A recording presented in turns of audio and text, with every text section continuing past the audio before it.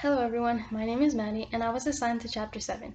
In this chapter, the concepts of rhetoric and rhetorical criticism are discussed in detail from their origins in ancient times to how they are used in modern day.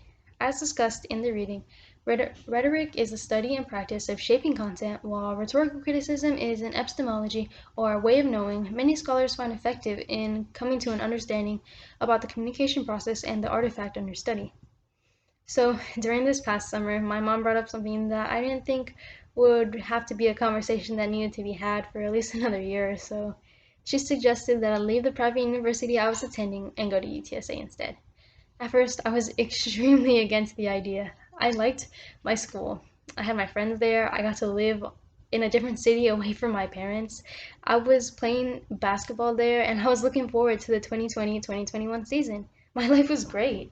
However, it was really expensive and I knew that I was going to have a lot of debt after college. So my mom advised me that an overwhelming amount of student loan debt is not a good thing for a person to have fresh out of college. Um, she also explained to me that going back to Schreiner wouldn't be a good idea with COVID happening, since classes would be online anyway. And at the time, we weren't sure if basketball season was even going to happen. And the whole point of me going to that school was so that I could play basketball at the collegiate level.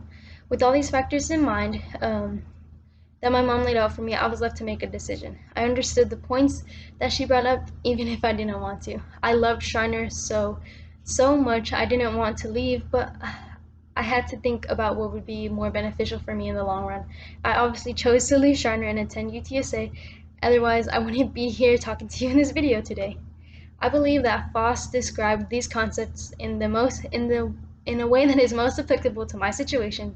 She says that rhetoric is the action humans perform when they use symbols for the purpose of communicating with one another. Um, Voss believes that rhetoric isn't just a way to persuade people, it's also an invitation to understand, so that people can see things the same way that we do, not in hopes that they will change, but in hopes that they will understand what we see.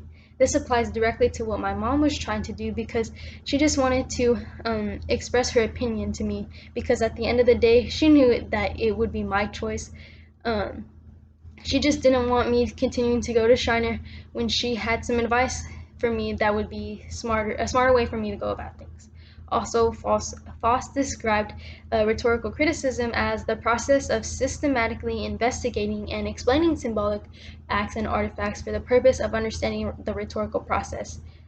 She believed that the role of rhetorical critics was not to judge the effectiveness of their message, but to understand the point that they were trying to get across. This relates to me in my situation because even though I wanted to totally disregard what my mom said, I knew she had been in my shoes before, and so any advice she had to give me about college or just life in general, I should take it into account.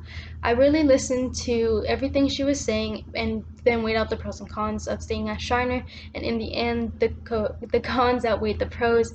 So thanks to my mom, I was able to make a smart and grown-up decision that I know I won't regret later on in life. Ultimately, the concepts discussed in this chapter help me with this particular situation in my life, but it also applies to everything in general.